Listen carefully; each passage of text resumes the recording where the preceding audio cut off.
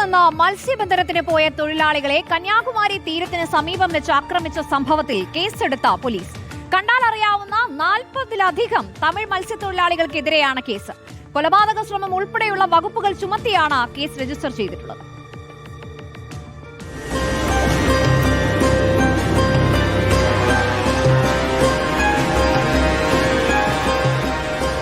കഴിഞ്ഞ ദിവസമാണ് കേസിനാസ്പദമായ സംഭവമുണ്ടായത്.